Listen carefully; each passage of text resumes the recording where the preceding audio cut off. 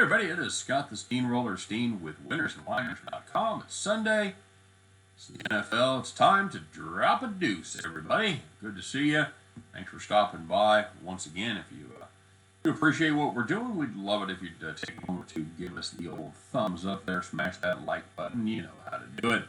And, of course, don't forget to stop and check out winnersandwhiners.com. Deep dives and predictions into every game, every single day. While you're there, hey, take an opportunity. Get signed up to become an insider. That opens up the key so you can have not just sides, but totals, halftime plays, and prop bets as well. Winnersandwhiners.com, a terrific resource. And, of course, don't forget to subscribe to our channel. Check out me and Scott every day as we do our show 3 p.m. Eastern, 2 p.m. Central Time as we attempt to head back to the window.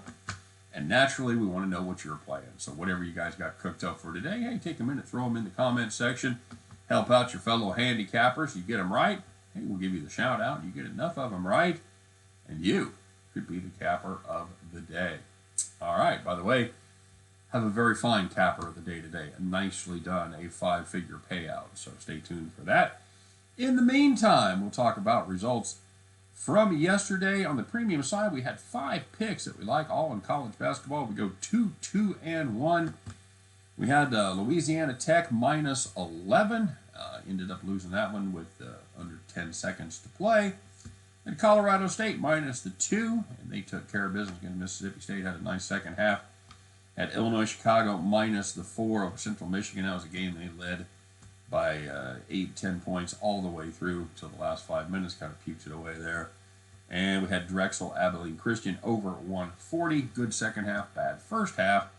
And the nightcap was the Middle Tennessee State Blue Raiders minus the 7 over the Skyhawks of Tennessee Martin, and we did hit that one. So 2-2-1 on the premium side. As far as the plays of the day goes, our deep 3, we went 1-2 as the Army-Navy game. Well, we saw how that one ended.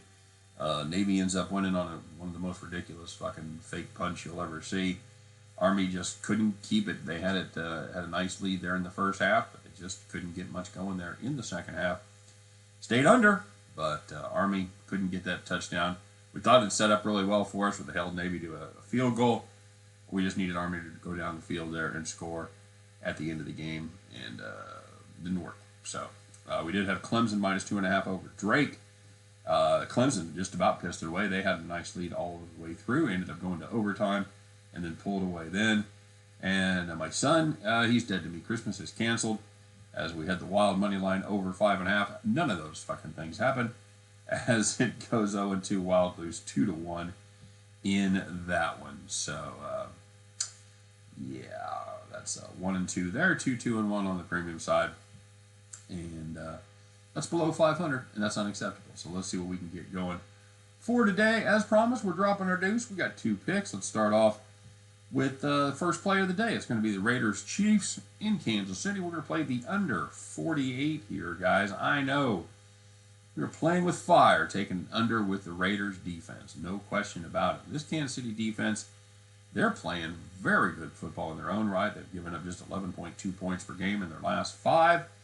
And the Kansas City offense, you might have noticed, they're having some struggles outside of their first drive. They're reeling off just 23 points per game in that same stretch. The Raiders offense, all of a sudden, it's a problem. And they have scored 17 or less in 4 of their last 5. KC under has hit 6 of the last 7. What was the 7th game, you wonder? Don't ask. No, it's actually a 41-14 win over the Raiders. I think the Raiders do a little bit better job on defense. I wouldn't be surprised to see the Chiefs stone them again on the defensive side.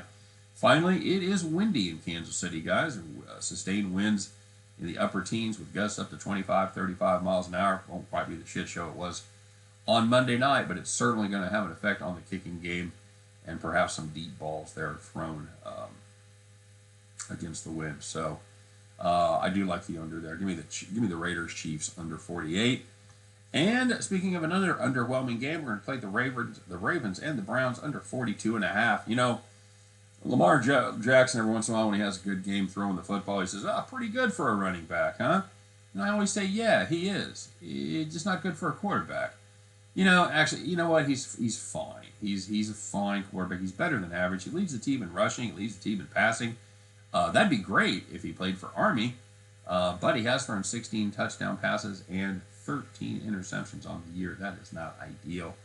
Yardage is fine, thrown for about 3,300 yards so far this season, but he is just not the quarterback you can count on to hit those narrow windows and keep those long drives going. The Birds' defense has been good, but their offense has really struggled. They put up just 12.7 points per game in their last four, including a 16-10 loss at the Browns just 2 weeks ago. And in those, they have seen the under hit in all 4 of those games as well. The Browns, you know what? They've had their own struggles ever since Baker went down with that shoulder injury. He came back after one game. Looks like it might have been a little quick, but the Browns have scored 17 or less in 6 of their last 7. The defense has also been good. They've held their opponents to less than 17 in 5 of their last 6. Again, going to be a windy day in Cleveland. Shocker, I know. Let's play the Ravens-Browns under 42.5. Started off with the Raiders-Chiefs under 48. No touchdowns out there, guys. None at all. At the end of those 2, you guys can join me as we pick up our winning tickets and head back to the window. All right, guys, you know how I did. Let's take a look and see how y'all did, shall we? First of all, Doc Brown, I don't know why I couldn't find that James Madison score, dude. I went actually to the James Madison side on ESPN. They didn't have score listed, so I don't know how I missed it, but I did. I heard him. I was watching the North Dakota State game, the North Dakota State game today, and I heard him mention that James Madison won last night, so I was able to find it eventually. So that was 100% on me, brother. I knew this. I know JMU. I knew the school I was looking for. Couldn't find it. So he went 3-2 yesterday, plus 80. Nicely done. Chaco TV went 2-2 today. He got juiced. Max Garcia going 1-0, plus 600. He had Charles Oliveira on the money line there against Poirier. Good fight. 2 good fights in a row as Nunez lost in a shocker, what they called the biggest upset in UFC history. And then Oliveira retained the belt against Poirier. Good, 2 good fights in a row. Buddy's House of Food went 3-1, plus 190.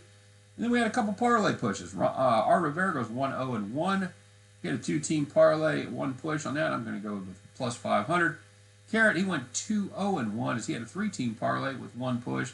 That played plus 750. But somebody didn't push any of their parlays. It's Tony's teaser picks. And his name belies what he did today because it should be Tony's parlay picks. He played a 5-team parlay. Hit them all. Hit them all. Congratulations, Tony. That 500 turned into 11,000 as it paid 22-1. Tony's teaser picks 1-0 plus 11,000. Not a bad day, sir. Not a bad day at all because you are the capper of the day. Well done, Tony. Well done to the rest of you. Let's keep it rolling here through the NFL, shall we? Go out there and have yourselves a day. Let's make some money. Thanks for watching, guys. Of course, have a great day. Don't forget to check us out on Monday as we recap the weekend's action and see if we can run our Bet the Farm Streak to Ocho. All right, guys, have a great day. We'll see you Monday.